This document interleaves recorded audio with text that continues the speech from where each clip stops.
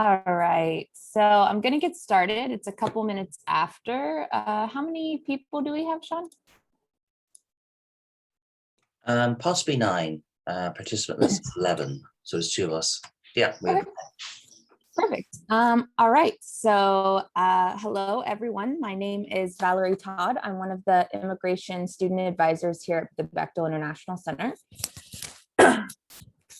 So all of you should be students coming in to start here in the summer.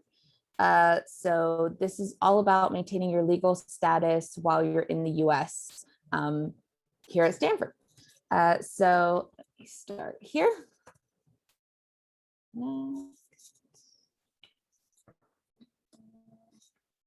There we go. So a little bit about what we're going to do today. We'll have a little introduction. We'll talk about maintaining your legal status. We'll talk about some of your important immigration documents, what exactly kind of your time at Stanford will look like, a little bit about travel and reentry, especially if you need to get a visa renewal. Also, we'll mention our new system, Bechtel Connect, and kind of settling in at Stanford. So first, this presentation is available online. So I know, I'm going to be talking for about an hour or so. So you might forget about 50% of what I say. I'm prepared for that. So you can always find this PowerPoint on our website. If you go to bechtel.stanford.edu is our website. And if you go to Coming to Stanford and down to the Maintaining Legal Status session, you'll be able to find a copy of this PowerPoint presentation. We're also recording this presentation and it will be available on our website under our past recordings or past town halls is what we call the page, probably tomorrow. So the first really major thing I want to talk about is kind of your to-do checklist as students coming in to start in the summer quarter. The first big one is since if you look at your I-20 or your DS 2019, you'll notice that your start date is summer quarter. So you must, since summer quarter is your first quarter, you must be fully enrolled for the summer quarter. That means if you're an undergrad, you have to be enrolled in at least 12 units. And if you're a grad, you have to be enrolled in at least 8 units. So summer is usually considered a vacation quarter for most students. So you might think, oh, it's summer, I don't have to be fully enrolled. But since you're an incoming considered new student for summer, you have to be fully enrolled. Very, very important. So make sure you're fully enrolled for summer. The next thing is that you have to enroll in at least one hybrid in-person course for the summer. This is kind of a COVID regulation. So fully enrolled and enroll in at least one hybrid / in-person course for the summer. 2 very important things. The next really important thing is that I don't know if you're here already. Some of you might be watching this from another country because you haven't arrived in the US yet. You have to arrive in the US by July 9th. This is non-negotiable. There's no way around it. You have to arrive in the US by July 9th. If you're unable to get to the US by July 9th, then you need to email Bechtel immediately because we will have to make you a new I-20 with a fall start date, and you won't be able to come no more than 30 days before fall quarter starts. Like I said, it is an immigration non-negotiable regulation. Since you have a I-20 or DS 2019 with the summer start date, you have to be in the US by July 9th. And also very important, after you arrive in the US, you need to complete Bechtel's check-in form. We emailed all incoming summer students a couple weeks ago with an email about everything you needed to do to get ready for summer, your first quarter. And one of those things was once you arrive in the US, you have to fill out Bechtel's check-in survey. We'll ask you, when you got here, and you'll have to upload a copy of your latest I-94 record showing that you actually arrived in the US and that you came in an F1 or J1 status. So why this is so important is because we have to register you in SEVIS saying that you actually arrived in the US and that you're fully enrolled and ready to start the quarter. We have to do this by July 9th. So if you arrive in the US by July 9th, like you're supposed to, but you don't fill out this check-in survey, then we don't know that you're really here. And if we don't register you, then you're considered unlawful unlawfully here in the US, and that could really cause some serious and long-lasting consequences. So once you get here, make sure you fill out that check-in survey. And we emailed it to you a couple weeks ago. So just check your email, you should have received it. All right, so to get to a little more fun things. So just a little bit about kind of being an international student here at Stanford. We have over 5,000 international students from 124 different countries going to Stanford right now. Every year, we get about 1,000 new international students here at Stanford. Usually, most of them start in the fall, but especially this year, past year due to COVID, we've had students kind of trickling in all year round.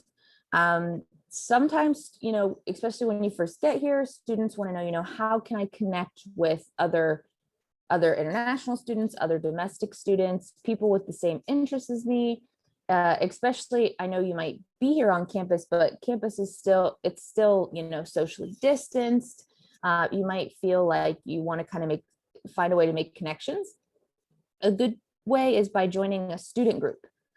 There's over 650 student groups here at Stanford, and at least 45 of them have some kind of international focus. So for example, there is like a Chinese student group at Stanford. There's an Indian student group at Stanford.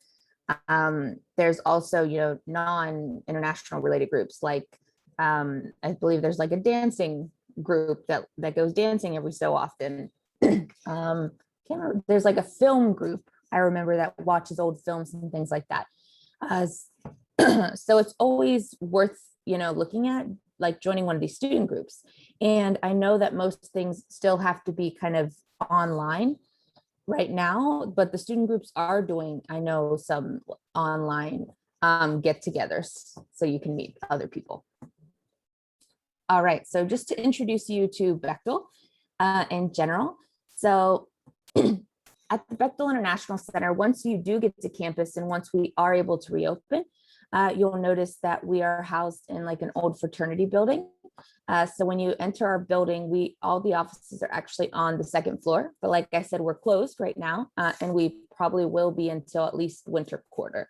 So we're all working from home, everything is virtual.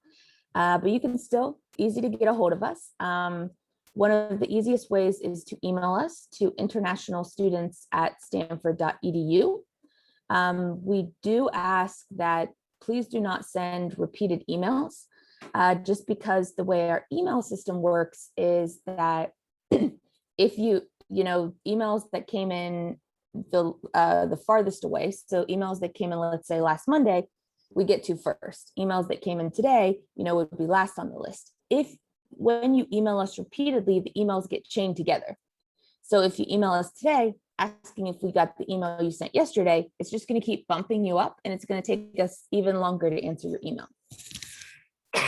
So we do get, more than 100 emails a day sometimes.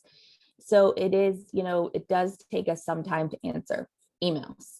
Also, when you email, always make sure you include your Stanford ID number and SEVIS ID number. That way we can look up your record. We also have afternoon in-person, well, right now it's Zoom, advising from 1 to 4 on Monday through Thursday. So you can go to the appointment page of our website and make an appointment for Monday through Thursday, 1 to 4 p.m. The way the Zoom appointments work is they become available at midnight the day before. So if you wanted to make an appointment for Thursday, for example, for tomorrow, you would have logged in last night at midnight the day before to make the appointment. That's how the appointment system works. So it can be hard to get an appointment with us just because we book up very quickly.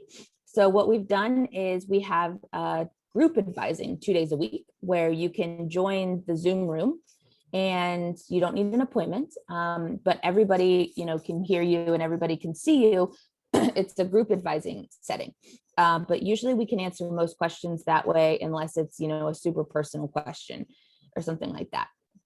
This week we have group advising Thursday and Friday at 9 a.m. We are going to be changing that starting next week to Tuesday and Friday at 10 a.m. will be our group advising. but you can always go to the appointments page of our website to see all the latest, times and dates that we have group advising. So in some other important resources, always bechtel.stanford.edu. Our website is an amazing resource. I feel like students don't, get that enough, how amazing resource that is. So if you have any questions, always the first step is go to bechtel.stanford.edu. We have a nice search bar right there in the middle. And you can, if you just type in kind of general what you're looking for, like if you want to apply for CPT or OPT, or if you have travel questions, you can just type in travel in that search bar and it brings up a bunch of different pages talking all about travel. So you might be able to answer your own question on the web just by looking at the website, and you won't have to wait days, a couple of days for us to email you back. So always important, check the website, before emailing or making an appointment. Next, we also have a Facebook group, and we have a YouTube channel that you can subscribe to. So we have a lot of helpful videos on our YouTube channel. So a little bit about what we do here at Bechtel. So we have orientation programs for new international students. Since you're joining summer right now, this is really the only orientation program we have for summer right now. But once fall starts, we do have a lot of other orientation programs, a lot of, webinars. We'll have webinars on how to get a driver's license, how, and part of that will be how to buy car insurance. We'll have a tutorial on different employment types. We'll have something on how to apply for a social security number. So in a couple months, you can check our website and see, you can join some of those webinars with our students that are starting in the fall. Other big thing we really do is that we advise you. We advise you on all your immigration needs when it comes to enrollment, employment, travel, personal issues, things like that. We're kind of your go-to place for all your immigration needs here at Stanford. Throughout the year, we also have various workshops that talk about employment. If you're planning to work off campus, if you're, applying for OPT after graduation. And in March, in April, we have tax workshops, which are always, loads of fun. We also have a newsletter that some of you probably already have gotten before, just talking about what we send it out every week or two, talking about new events, upcoming workshops, things like that. And we have social programs for students and their spouses. So you can always go to the programs page of our website and kind of see some of these upcoming social programs we might have. All right, so on to a little bit more boring things. So one of the most important things about being an international student is that you have to constantly be thinking about maintaining your legal immigration status is very important. So it is ultimately your responsibility to, keep your immigration status effective. But it's Bechtel, we're not responsible for enforcing the immigration laws, but we are responsible for reporting things to the government. Things like if you're fully enrolled or not, if you're taking a reduced course load, if you're working off campus, if you're taking a leave of absence, things like that, Bechtel has to report to the US government. So let's talk a little bit. Did you have a question, John? I do, yes. So we're still only seeing the first slide of the presentation. Have you moved on, or are you still on the first slide? Really? It's still only showing the first slide? Yep. Huh. That's weird. Wow. Thanks, Sean. Oh, let me try to reshare here. That's so weird. Yes, I was just moving along. So you think it's frozen? That's a first. Yeah, that's really weird. Let me see if I can. Okay. Okay, can you see this slide that says how to maintain your status? Yes, it says that text. Can you see the next one? Yes, we can. Oh, that says the wrong way. Yeah, it's always the wrong way. Wow, that's so weird. Thanks for letting me know. Yeah. Oh, sorry, guys. Don't know what happened there. Okay, so back to kind of important legal immigration issues. So this is one of my favorite slides because it's so important. Do not seek immigration advice from your friends. The quickest way international students get themselves in trouble is they say, oh, I did it because my friend did it and they were okay. So I thought I'd be okay. My biggest thing is just because your friend did it doesn't mean they're not going to get in trouble down the line for something they did, even if they're not in trouble right away. Also, your friend's immigration status may be similar to yours, but it doesn't mean that it's exactly the same. There are a lot of gray areas when it comes to immigration regulations. So your friend might have just a little bit of a different situation from you that makes kind of what they can do, you can do different. Also, like I said, maybe what your friend did isn't the best choice. Maybe they could get in trouble down the line and you don't want to be in that situation. So always, if you have immigration questions, check with Bechtel. Don't count on your friend's advice. All right, so some important things to note when maintaining your legal status. Very important, always have to have a valid passport at all times. If your passport is expiring while you're in the US, you must renew it before it expires. That means, contacting your local embassy at least a couple months before it expires in order to get that new passport. Also, you always have to maintain a full course of study during the academic year. So typically that is, fall, winter, and spring, you have to be fully enrolled. Right now for summer, like I said, you have to be enrolled in at least one in-person or hybrid course.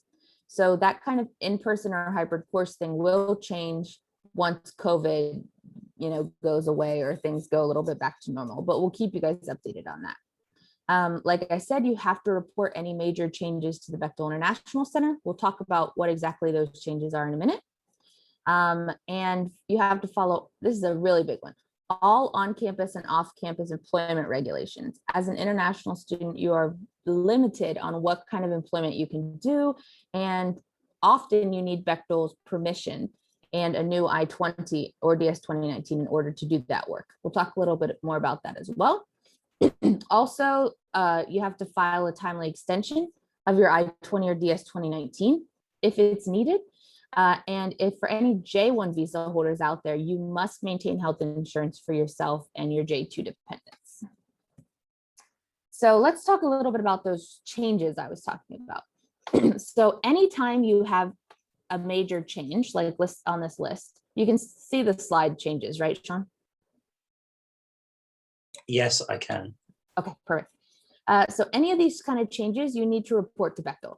So for example, if your name changes, like maybe you get married and your name changes, you need to let us know. We have to make a new I-20 or DS 2019. If your citizenship changes, the biggest one is usually an address change. Within 10 days of changing your address here in the US, you need to let us know. You need to go into Access and update it within 10 days. This is a big one that a lot of students forget.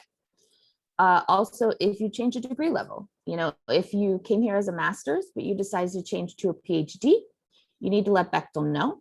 If you change your major, if you change your graduation date, also, if you're transferring out, if you finish your master's here and you decide to go to Harvard to do your PhD, gotta let us know.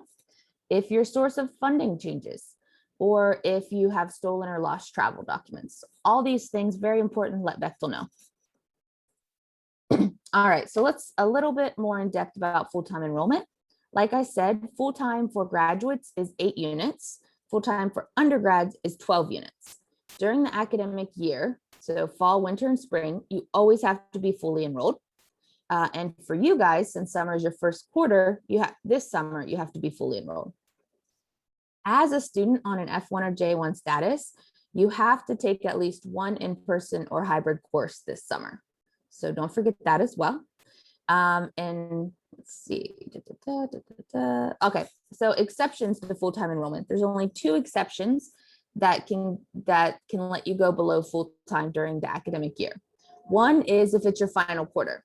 If it's your final quarter and you only have, one class left to take, then that's okay, but only in your final quarter. Second is if you have a medical reason that you need a reduced course load. If that's the case, you have to talk to the Office of Accessible Education to start the process of getting a medically reduced course load. So just kind of in red letters down there, do not take less than a full course load during the academic year without talking to Bechtel first. this would be a violation of your immigration status. Big problem. So this is just a little update for summer quarter, letting you know that you have to take at least one in-person or hybrid class. All right, so this is always kind of one of the most important things to international students. You guys always want to know right away about employment. So let's talk a little bit about F1 students first. So as an F1 student, you can work on campus. So even if it's right now remotely, if you're working for Stanford in a job that would typically be on campus, it's considered on-campus employment. As an F1 student, you don't need any specific kind of authorization through Bechtel. You can just work on campus. During the academic year, and for you guys, since summer is your first quarter, it's considered an academic quarter. So during this summer and all the following academic year quarters, you can only work part-time, which is 20 hours or less on campus. Starting next summer, during your summer vacation quarters and during like winter break vacation, you can do more than 20 hours a week. So the next thing to talk about is off-campus employment. So if you want to work off campus, maybe you want to do an internship for Google or something like that, you have to get what's called curricular practical training, CPT. This is an authorization from Bechtel and the federal government that allows you to work off campus. It's really important, a few things. It has to be related to your major. So if you're an undergrad, you have to have declared a major already. So it has to be related to your major. You have to talk to your department and get approval, and you have to take your department's CPT course for whatever the quarter is that you're doing this CPT. So very similar to on-campus employment, during the academic year, you can only do part-time CPT, 20 hours or less. And during summer, not this summer because it's your first quarter, but summers after this, and during winter break, it can be more than 20 hours a week. So what's really important to note is when you want to work off campus and you're getting this CPT, you need to start planning early because you need to talk to your department, you need to enroll in their CPT class, and then you have to ask Bechtel for a new CPT I-20, and you cannot work until you get that CPT I-20. And we say apply for it at least 3 weeks in advance. So you kind of have to be thinking ahead. So CPT is also employer and date specific. So you have to already have the job and know what days you want to work. Next is talking about optional practical training, OPT. That's something that students typically use after graduation. If you're in a non-STEM major, you get 1 year of OPT. If you're in a STEM related major, you get 3 years of OPT. So, and you don't have to most of you don't have to worry about that for at least a couple quarters.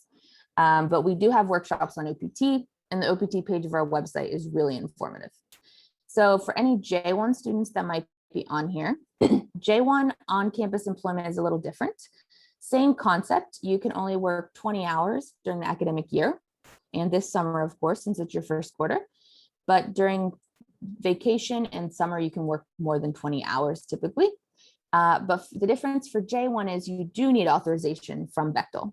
So you would have to go into Bechtel Connect and apply for J1 on-campus employment, and we have to write you a letter. So also, if you want to work off campus as a J1 student, you need academic training, very similar to CPT. It has to be in your field of study, 20 hours or less during the academic year, more so during the summer. And you also use academic training after you graduate. And again, if you just look up academic training on the Bechtel website, you can go to our webpage and kind of read all about it. So the biggest thing about employment is you can never work off campus without having some kind of authorization through Bechtel. And even if you're doing an unpaid internship or something that's considered, volunteer work, the US government, even though you're not being paid, even though it might be considered volunteer work, the US government considers that employment. So I cannot stress this enough. You have to apply for, CPT or OPT or academic training, whichever one applies to you. If you're doing some kind of work if you're doing some kind of work or volunteering or unpaid internship off campus, you have to get CPT or OPT or academic training. Just because something is unpaid or considered, volunteering doesn't mean that you don't need this work authorization. Very important. There has also, a lot of ways to make money has changed recently. So things like monetizing your app on Facebook or on YouTube, working for Uber or Lyft, renting out your car, renting out your apartment. All those are things you cannot do unfortunately, you just can't do them as an international student. You can't be making money through things like that as an international student. It's just not possible. The biggest one here at Stanford is a lot of students want to create a startup. As an international student, you cannot create a startup using CPT or academic training or anything like that. It just can't be done. So if you're thinking of creating a startup, speak to one of us, and we'll talk you through what the do's and the don'ts of what you are allowed to do on an F1 or J1 status. Unfortunately, it's really, really limited. So keep those things in mind. So just a little how to update your address in Access. So if you go into Access, there is an address page where you can add a new address. Make sure you always choose the CVIS (US) address when you're updating your address, and make sure you click the Save button. And like I said, if you move, you need to do that within 10 business days. So if you've already arrived in the US, please log into Access and make sure that your address is in there. If you live in the dorm, it might already be in there. But if you're living off campus, of course, you're going to have to put it in there. And if you haven't arrived in the US, once you do, within a couple of days, please go into Access and make sure your address is updated. All right, so let's talk about your kind of important immigration documents. If you have your I-20 or DS 2019 close by, please grab it so we can kind of walk through it with you. So very important while you're here in the US to kind of keep your immigration documents safe. So these we're talking about are your valid passport, your I-20 if you're an F1 student, your DS 2019 if you're a J1 student, your I-94 arrival and departure record that you can print out from the I-94 website, and your visa stamp, which is usually in your passport. Those are really important things to keep safe. We do recommend making photocopies of all of those things, and even keeping the originals in a safe place. But also you may be uploading those copies to like your cloud, Google Drive, Box, something like that. So you always have those copies. All right, so this is what your I-20 looks like if you're an F1 student. So some of the most really important things is that to always notice the education level that you see right here. Make sure that education level is the right education level. And again, so let's say you started out as a master's and then you changed to PhD a year from now or so. You always have to let Bechtel know because we need to make you a new I-20 with that PhD program level. This is something that a lot of students miss. They change majors, they change degree levels, and they don't let us know. So they think, I already did it in Stanford will let them know it's fine. No, you have to let us know because we have to make you this new level I-20.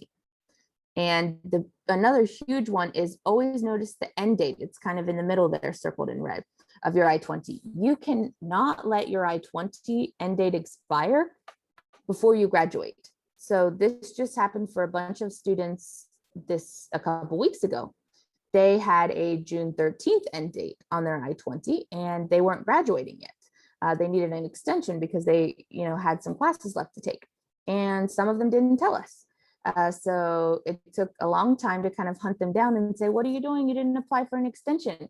If you don't apply for an extension, then after your I-20 ends, you're here illegally. That's a huge, status violation of your immigration. You have to always have this valid I-20. So please keep in mind, right now, look at what the program end date is on your I-20. Go into your calendar app, even if it's 4 years from now, because you're an undergraduate, or 6 years from now, because you're a PhD student, make a calendar event a month before saying, do I need an I-20 extension?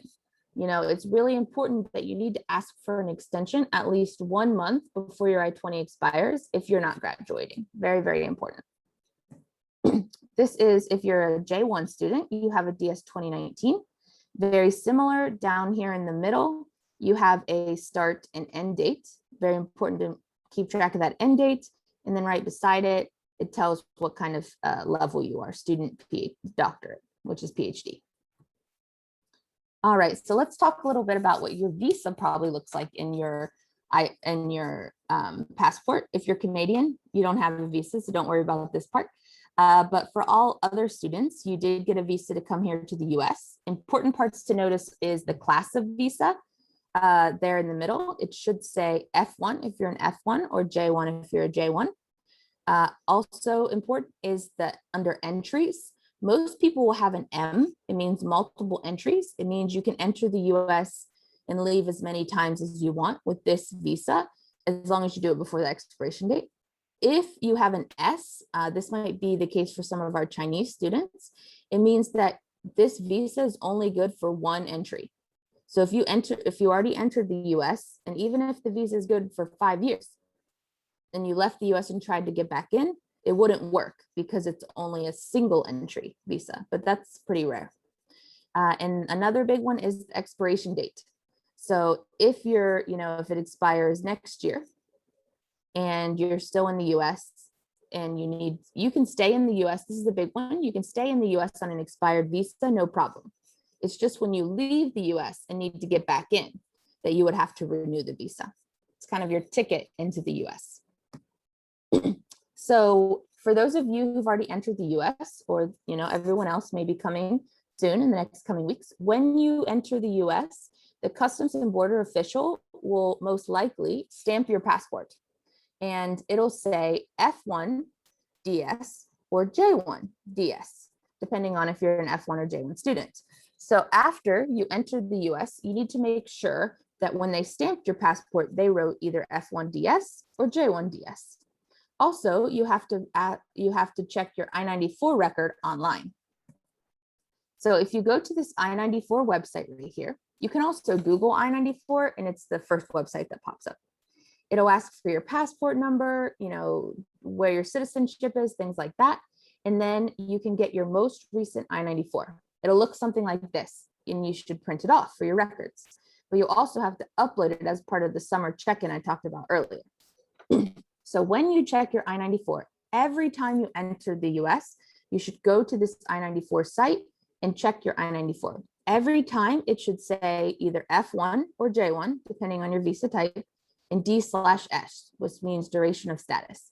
If you ever check your I-94 and it doesn't say F1 or J1, if it says like B1, a visitor visa, or something like that, then you need to contact Bechtel immediately, because you'll have to work on getting it fixed, because you have to enter the country in F1 or J1 status. All right, so let's talk a little bit about kind of your duration of status while you're here at Stanford. So this is kind of a common F1 timeline for F1 students. So you'll have your number one here, your kind of academic time here at Stanford. So once you graduate, if you're not applying for OPT, if you're not planning on staying in the US and working on OPT, then you have this 60-day grace period after your degree conferral to kind of wrap up your business in the US and leave. Most students, you'll probably be applying for the 12 months of OPT. So you apply for the 12 months of OPT. And then if you have a STEM extension, if you have a STEM degree, you can ask for a 2 extra years of OPT after that. So once your OPT is over, you have another 60 days to wrap up your business in the US and leave. For a J1, it's very similar, just a couple differences. You have your academic time here in the US. If you're not planning on staying in the US and working on academic training, you have a 30-day grace period before you have to leave the US after degree conferral. If you're doing academic training, for undergrad master students, you have 18 months of academic training. For PhD, you get 36 months, 3 years of academic training. And same concept, once your academic training is over, you have a 30-day grace period to wrap everything up in the US and leave. So let's talk a little bit about travel and re-entry. So important things to take note when you travel. So if you're traveling domestically, so within the US, you should always carry your valid passport with you, your I-20, your most recent I-20 or DS 2019, and a print off of your most recent electronic I-94 record that I showed you. Some students think they can travel domestically with just their California driver's license. Not a good idea. For one, you probably won't be allowed on a plane with just that. And otherwise, it's a good idea to always have your passport, I-20 and I-94 record. If you're traveling internationally, you need that valid passport. You need that I-20 or DS 2019, but you also need to make sure it has a valid travel signature. And we'll talk about what exactly a travel signature is in a minute. You also, since you're traveling internationally, need to make sure you have a valid F1 visa so you can re-enter the US. And if you want to carry some extra documents with you just in case, you could carry a copy of your transcript, like your first confirmation of enrollment, and your financial documents showing, how you are being funded here while here in the US. So what exactly is a travel signature? So if you have an I-20 and you look on the second page, it'll look like this top one right here. It'll be signed by one of the international student advisors, and it'll have a date issued over here. So as a student on F1, it's good for, or J1, it's good for 1 year. So if, let's say it was signed March 24th, 2021, and then you're planning on traveling, in July of 2021, you're fine because it's good for a year. If you're planning on traveling in April of 2022, you would want to get it signed again before you leave. Once you're on OPT, the travel signature is only good for 6 months.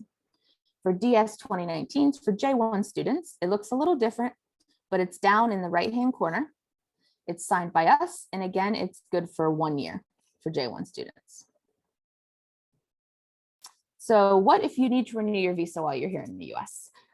So maybe you got a visa for 1 or 2 years, but you're going to be staying in the US for, 4 or 5 years.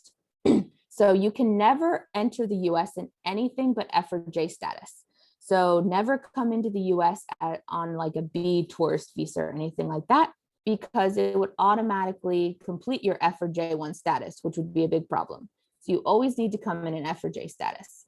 You can only renew your visa at a US embassy or consulate abroad. It can't be done here in the US. Again, if your visa expires and you're already in the US, no problem. You can be in the US on an expired visa for years, as long as your I-20 or DS 2019 is valid. It's when you leave the US and you need to re-enter where you'll have to renew the visa.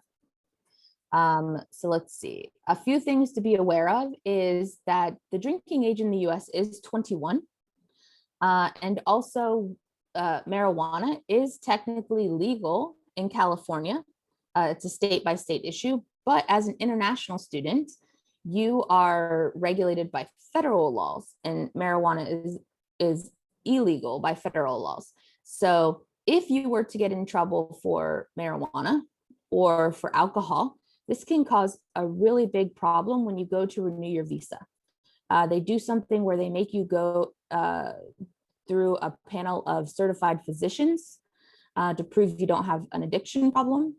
And it can just cause a whole headache of trying to renew your visa.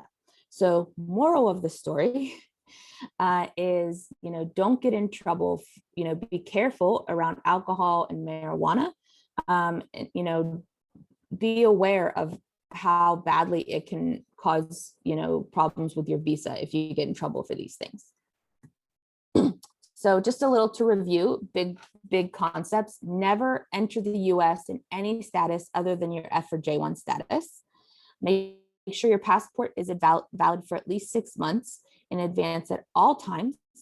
This is especially important when entering the US. Your passport needs to be valid for at least 6 months. Always plan ahead and make sure that travel signature on page 2 of your I-20 is valid for at least a year. Hasn't been signed more than a year ago if you're planning on re-entering the US. And if your visa has expired, you have to renew it outside the US, in your home country, ideally.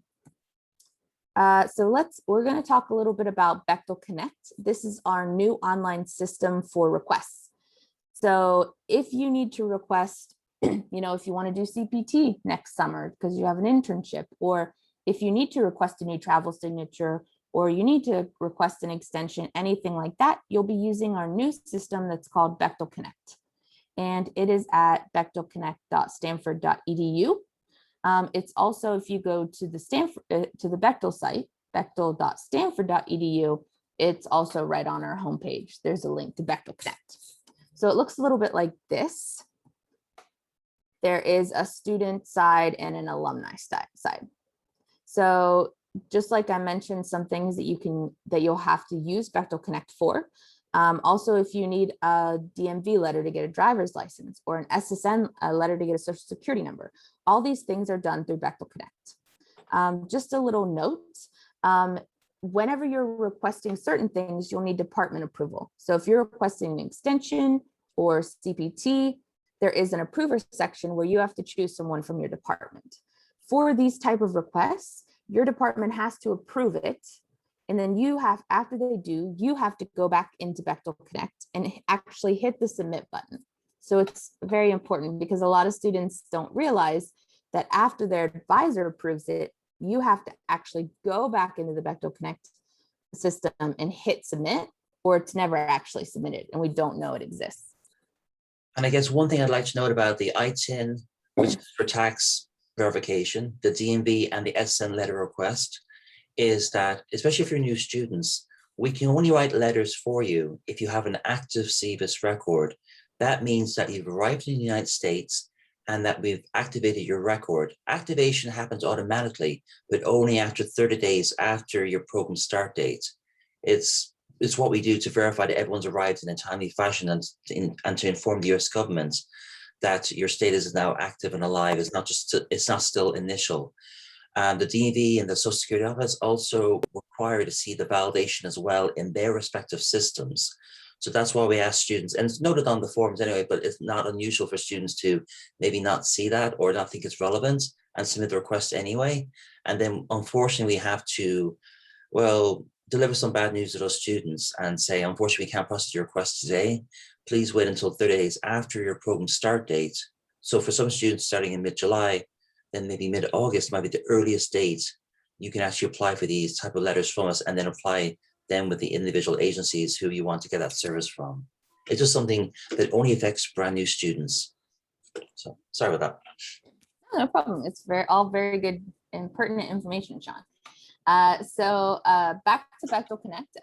So the way Bechtel Connect works is if you want to make a new request, you would kind of go down here to these blue boxes. You'll notice there's this, like I said, there's a student side and an alumni side. So right now you'll be mostly working on the student side. There's a bunch of different panels. I-20 requests for current students. There's employment requests like CPT or OPT.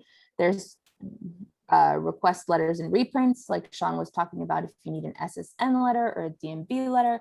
And there's like a transfer out status as well. So if you need to make a new request, if you've never looked at the CPT request before or the extension request before, you click on these blue boxes. If you've already clicked on these blue boxes in the past and opened, the CPT page, the CPT request or the extension request to see what it looks like, it means that you already have, a kind of request in progress.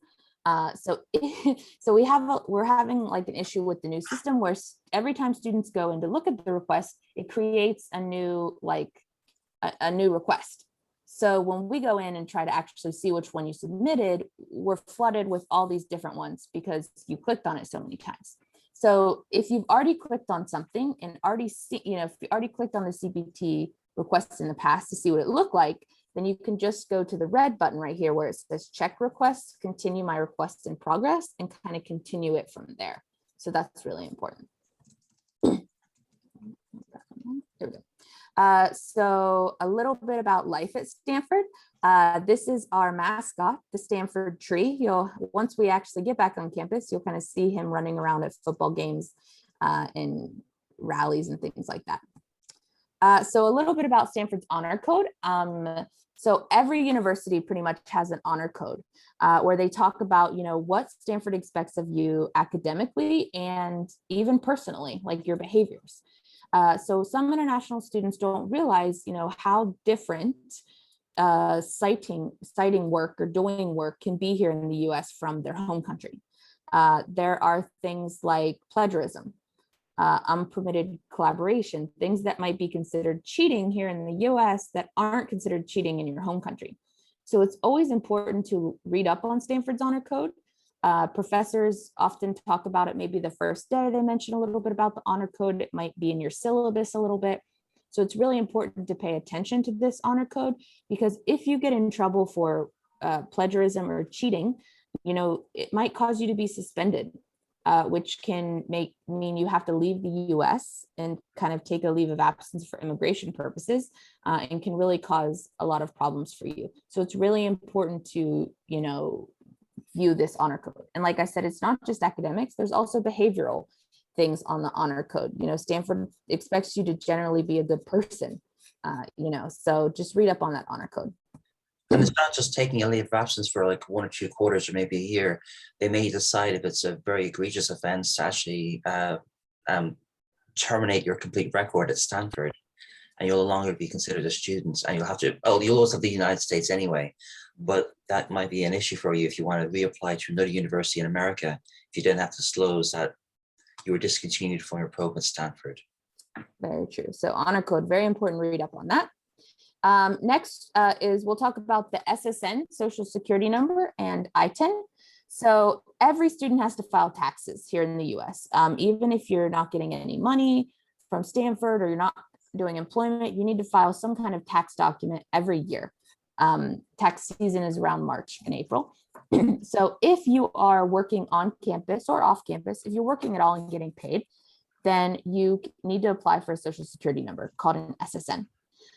If you're not working or not getting, receiving any money for working, but you're getting some kind of scholarship money from Stanford, then you need what's called an ITIN in order to file your taxes. So you can always visit the website. We have our web pages on SSN and ITIN, where we talk about how to get an ITIN, how to get an SSN, what you'll need. For each of those things, you'll need a letter from Bechtel that you'll apply for through Bechtel Connect. Like Sean said, as a new student, you need to wait at least 30 days after the quarter starts before you request that letter for the SSN or ITIN. One thing I'd like to point out is that if you're receiving a fellowship from Stanford and you may not be working for maybe a year or two, then you will have to apply for an ITIN in order to file your taxes in April of next year, because you always file for the previous year. Even though you're only here for a few months of the previous calendar year, you still need to file for that period of time. And the ITIN itself with the IRS, it takes about 3 months, I believe, to get it. It's a very slow process. So that's why we recommend that usually people try to apply early. So if you're starting in July, then we recommend that you apply sometime in August or September after your record's been validated and activated, and then start that process with the IRS to get your number eventually. But another point is, you never have an ITIN and an SSN at the same time, because they're opposites. They're both there to allow you to file taxes. But if you have an SSN because you've started working, or maybe you've had one in the past, it's still valid. You will then use an SSN for the rest of your life. It never changes, it never expires. Whereas the ITIN is only a temporary number to help you file your taxes.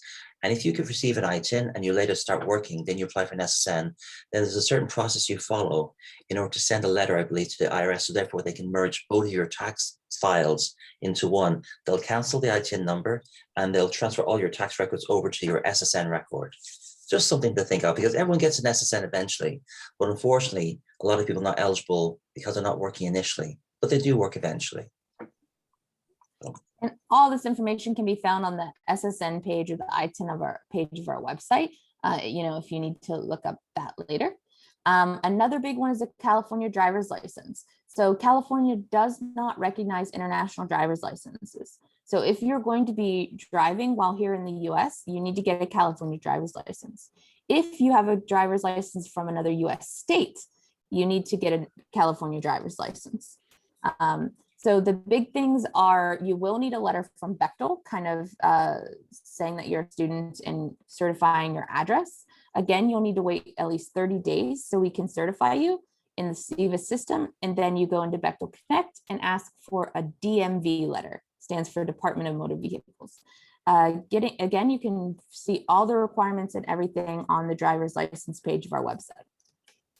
You will have to take a written test and you'll have to take a driving test. So taxes, no one's a fan of taxes. I can barely do my own taxes. So we get a lot of tax questions at Bechtel, and unfortunately we can't answer them. We don't know the answers usually. Like I said, I can barely do my own taxes. It's so complicated, let alone knowing the international student regulations.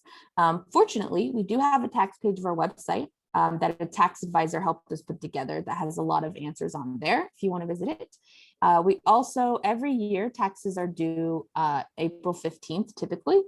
So we do have tax workshops around, around March usually, where a tax advisor gives the workshop and talks about how to file taxes as an international student.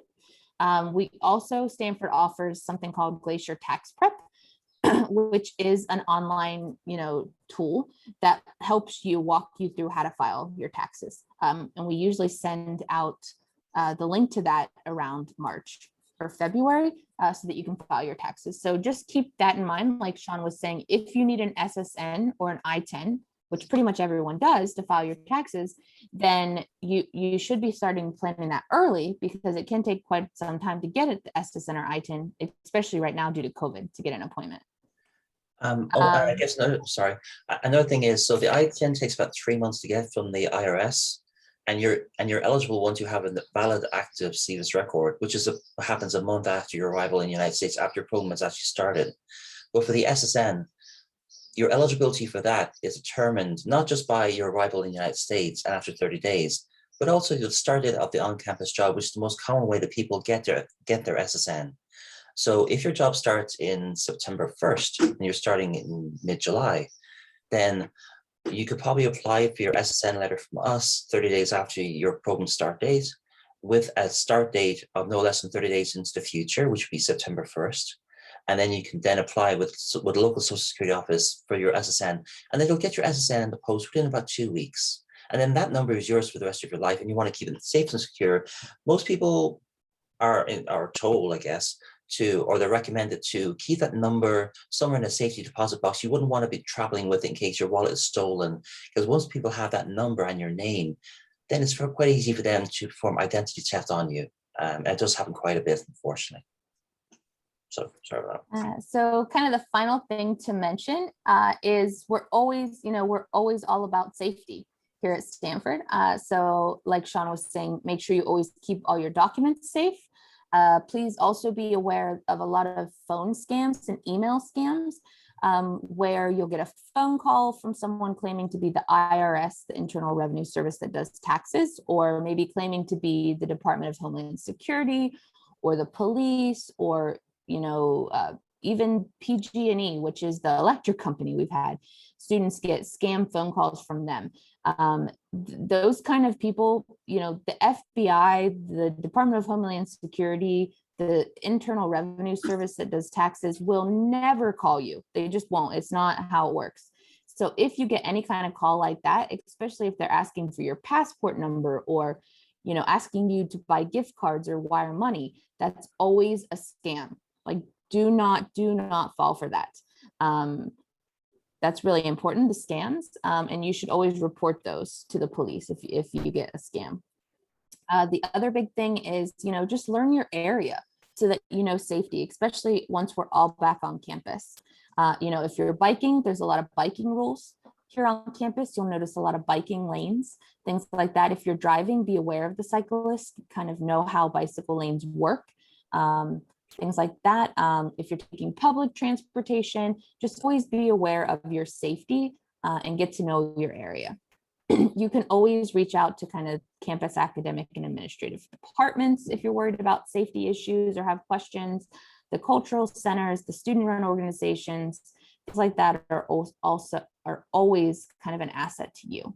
Also, if you want to look at our calendar of events, we have a lot of different events if you're looking. Well, typically we had a lot of events if you were looking for social activities. Hopefully, fall, winter quarter, we can start up doing some more social events. So I just want to reiterate this to-do checklist again that I talked about at the beginning, because these steps are so, so important for you guys. So since you're starting in the summer, you have to be fully enrolled, 12 units for undergrads, 8 for grads. You have to be taking at least one in-person or hybrid class. You have to arrive in the US by July 9th if you're not already here. And once you arrive in the US, you have to do that check-in by July 9th, or else you'll be illegal. You know, your status in the US won't be legal. All right, so let's get to some questions. Would you like me to So read that for you? yeah, if you want to read them, Sean, that would be There's only awesome. two in the Q&A. That's a couple in the chat. So I'll start with the Okay. Q&A first.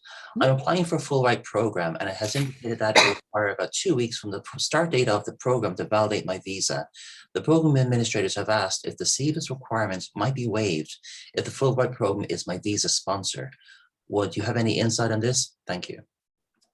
So as a person on Fulbright, that means I'm guessing that your DS 2019 and your J visa is sponsored by Fulbright.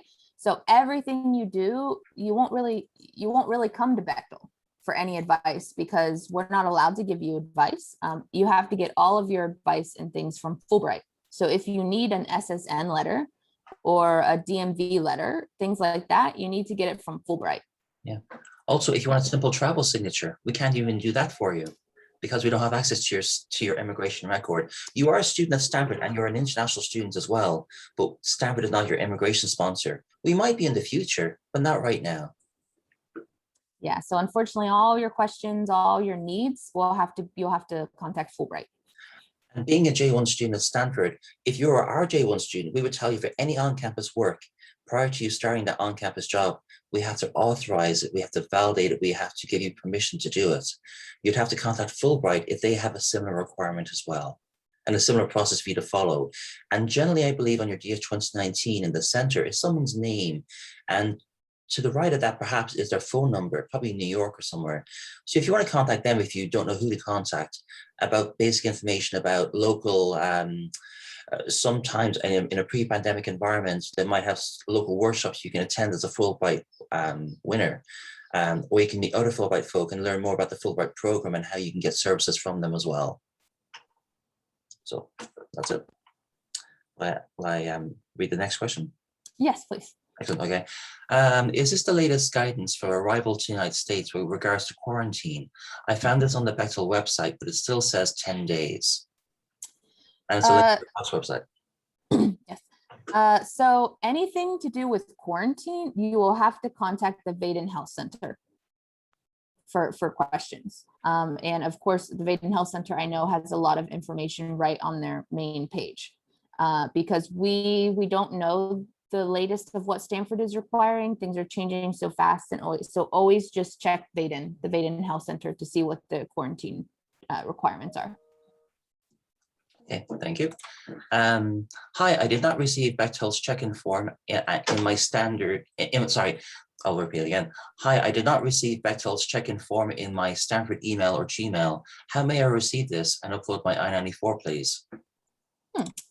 So that's kind of weird that you didn't receive it, but let me see. So I will find the link. Well, this is going to be a weird day. A lot of weird anomalies and issues are popping up that never popped up before. So, all right. So, it's Wacky Wednesday. Right. Yeah, so let me look for that and I'll put it in the chat in a moment. You can read the next question, Sean, while I'm looking for it. Okay, thank you very much.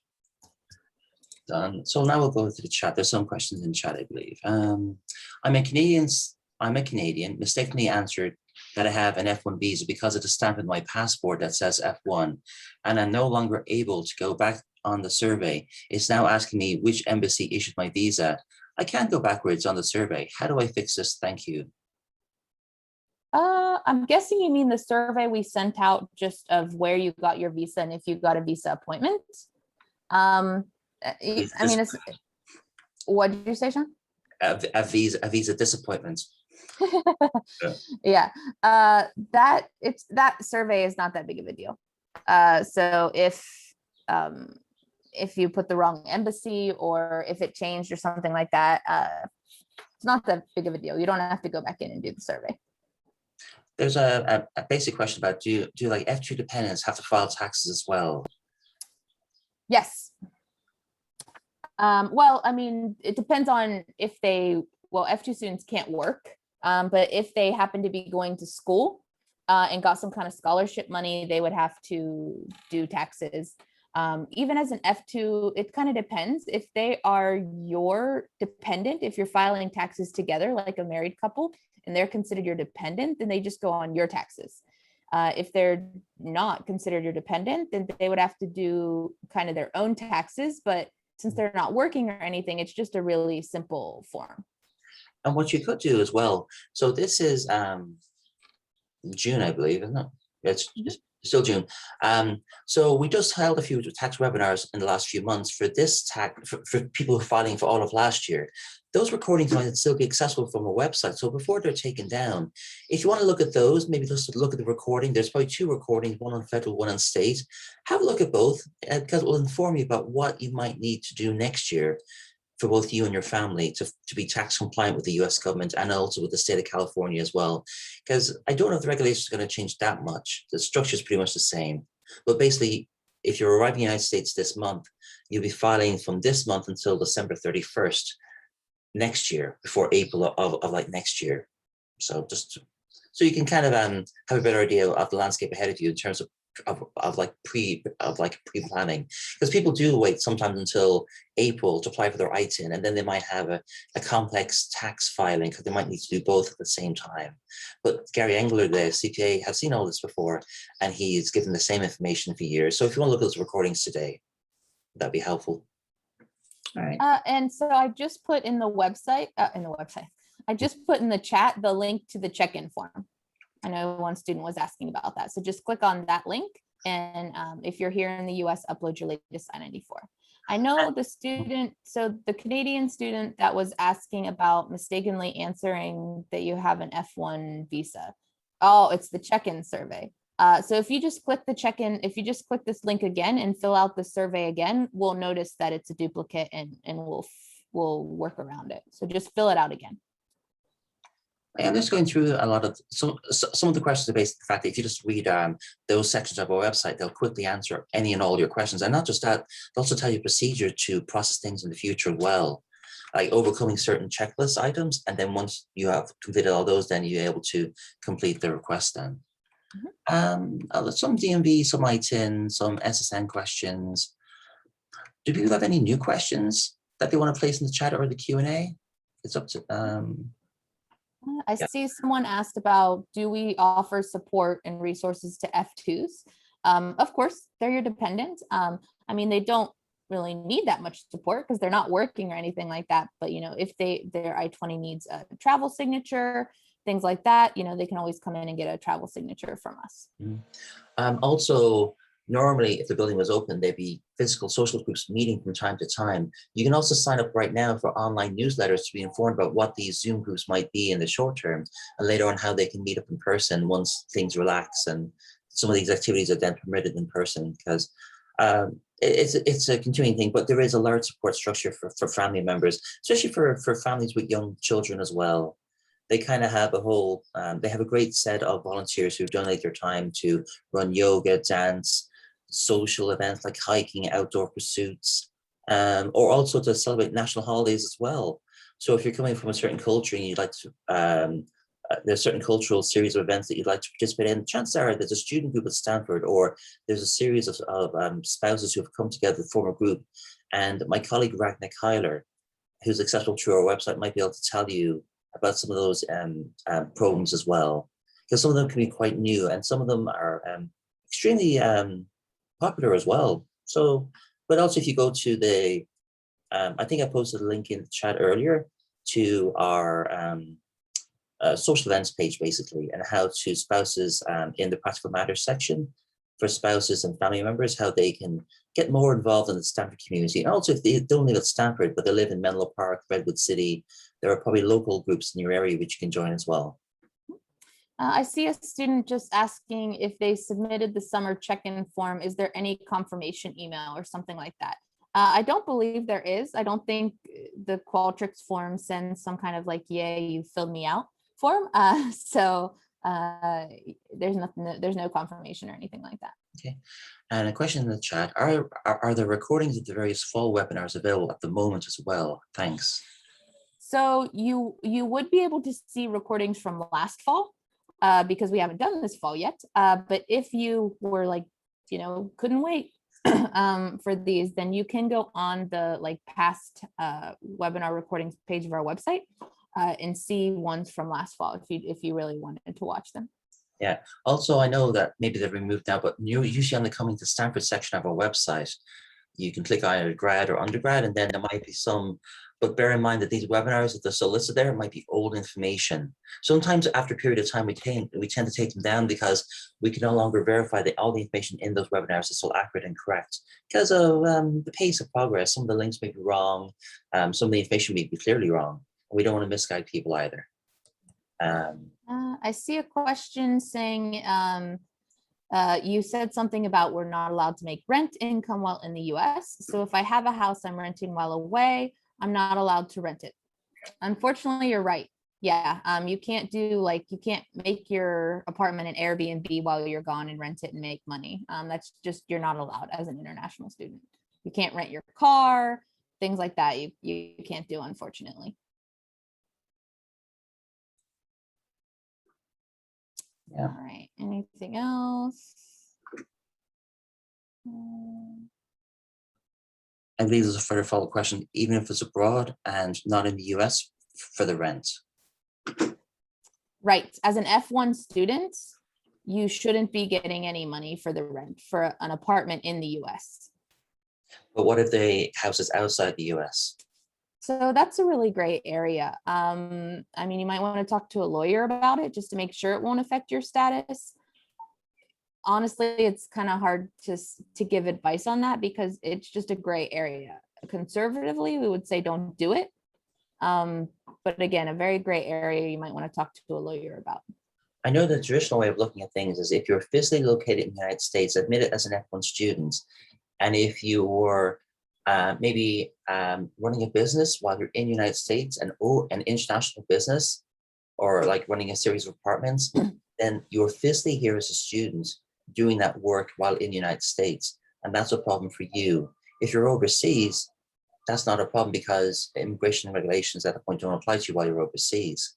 But while you're physically here, anything you do, your physical presence requires that you be an F1 student at all times, even if the profit from that work is taking place overseas, but you're physically here doing it. Like you're processing time cards 3 hours a week at the weekends in like the middle of the night for an international company. Well, you're an F1 student at Stanford doing that, and that's a problem for you because you have no work authorization. So I noticed someone asking who they can email because they're planning on creating a startup. So most likely you're not going to be able to do much with this startup. As an F1 student, you cannot really create a startup unless you have something called pre-OPT. So if you're in your dorm room or your house thinking about this startup, talking to friends about this startup, that's fine. The minute you start seeking investors, so seeking funding, like pitching to investors, the minute you start seeking clients, or the minute you start doing incorporation paperwork, you have to have pre-OPT, which is something that takes 3 to 5 months to get from the federal government. And any pre-OPT you use while in school gets taken away from the amount you're given after school. It has to be in your field of study. You have to be active for at least 3 quarters before you're even eligible for pre-OPT. So doing a startup, it's just hard to do as an F1 student. Usually almost impossible to do as an F1 student. If you want to email us more questions, if you want to make an appointment, that's fine. You can always email international students at stanford.edu or make an appointment through our appointment page. Someone mentioned, what about unpaid work outside the US? We don't necessarily really care that much about what you do while you're outside the US. If you have unpaid work, if you're doing work paid or unpaid while your body is not physically in the US, we don't necessarily care. If you're doing remote work for a different company, like Sean said, if you're doing remote work for a Chinese company, but you're physically here in the US, you need some kind of work authorization. As long as your body is physically in the US, you need some kind of work authorization. Let's see. So shall I read that next one? If I'm on a Yes. clinical fellowship concurrently with an executive master's program, will I still need employment approval for the J1 visa? A true fellowship has no work components, but if there's work associated with it, like you have to do so many hours a week, or eventually you will be working as part of your funding, then you will need to apply for employment approval before you start that work phase of your funding. It's not unusual for some students to maybe receive 6 months, a year, or 2 years of non-work related fellowship. They're purely getting money with no work associated with it. But then eventually, let's say you are eligible to apply for assistantship to work with a professor. And assistantship is work. So therefore, at that point, before you start that work, you then need to apply for on-campus approval, but also eventually apply for an SSN as well at that point. So. Another question is, can we create a startup with a pilot program which is not charging a fee? Again, there's the major rules. You can't be seeking any kind of funding, so you can't be pitching to investors. You can't be seeking clients. You can't be starting any of the incorporation paperwork. As long as those 3 things are true and you're just, conceptualizing your startup, then that's okay. The minute you do any of those 3 things, you have to have work authorization. Okay. Who should we speak to about creating a startup during our OPT post-graduation? Well, I'd like to make reference to a presentation we have happening this afternoon, which everyone's invited to attend, just for your future knowledge. It's starting at 4 p.m. California time, Wednesday, June 16th. The link to it is on the employment page of our website, if people want to join it later on today. Jim. Okay. Let's see. Yeah, next question. How long between the time we've updated our CVIS US address and access, that we've completed this training, and that we've filled out our check-in survey, and the time that you remove our hold? So most of you guys, your hold should already be removed. So if you have a hold on your account, please email internationalstudents@stanford.edu with your Stanford ID number, saying you're a summer student and you still have your hold, so that we can remove it. We tried to remove them all already. We do have the new Bechtel Connect system, so there are some glitches. So it might not have went through, we might not have noticed. So just send us an email with your Stanford ID number so that we can remove the hold. How may I obtain proof of STARS training completion for maintaining the legal status, please? So after, when you did the STARS training, there should be like you should have gotten some kind of like complete certificate, or if you go back into STARS training, you should be able to take a screenshot where it says like complete. Sometimes STARS is a bit odd that when you finish it, you don't have to click on a link that says return to main page. Only then does it record your completion. Sometimes you have to do it a few times in different browsers. It's frustrating. It's not perfect. It creates a lot of stars in your eyes, but eventually it will acknowledge the fact you have, when you look at your history, then it will say that you've completed the task. And there might be other similar STARS-based training you have to do regarding campus safety and things like that, that are requirements for Stanford degree enrolled students, actually for employees as well. I see a student asked, does attending this session count for students who are on a leave of absence but returning in the fall? No. You'll have to attend one of the fall sessions, just because a lot can change from now to a couple months from now. Especially with immigration regulations, we expect some changes before the fall starts. So if you have a fall start date, you need to come to one of the sessions probably in like August or September.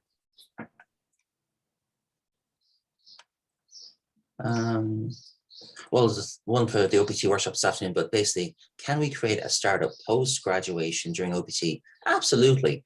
If you're on post-OPT, you can be self-employed, volunteer for someone else, a US-based employer. You have a lot, and you can have multiple employers at the same time when you're on post-OPT. The only requirement is, apart from being authorized, that you can only work within your field of study. That's it, basically. But if you want to join the presentation this afternoon or look at the employment page, we have excellent short videos for you to watch on getting a good idea of your post-OPT opportunities going forward. All right. Apart from the check-in form and updating our address and access, do we need to do anything else with regards to Bechtel immigration to remove any enrollment holds? Thanks. No, nope, just being at this session and doing the check-in form. Like I said, most of your guys' hold should be removed. If you still have a hold, it must be, we must have been some kind of glitch with our new system. So please send an email to internationalstudents@stanford.edu with your Stanford ID number, asking for the hold to be removed so we can take care of it. It could be the case that you don't have an immigration hold. If you look at it, if you click on it in your Access profile, it may be there from the student, the Stanford registrar might have placed there if you have to show them your transcript, if you're transferring in. Even there may be a placeholder there from your local department at Stanford preventing you from enrolling, because especially for certain intensive programs like the GSB, they want anyone to enroll ahead of time. They want you to do all the same courses at the same time in the first or second quarter. It's a very intensive program that you're undertaking, and they want everyone to be on the same footing, basically. So yeah, so it might not even be from us. correct. Normally you find out if you click on the link in Access, it'll have some information regarding phone this, or this is an automatic placeholder. It could be the case, but there'll be more information there about who placed it, and then you contact them directly. We only account for maybe 1/4 of the holds, I think, in typically at someone's life at Stanford. Everything else is just Stanford Academic Department related, or Stanford Financial Services as well. So Renee's asking, where do you check if there's a hold on your account? So you'll notice because you won't be able to enroll in classes. Mm-hmm. Yeah. And I'm not sure exactly where, I don't know what the student side of Access looks like.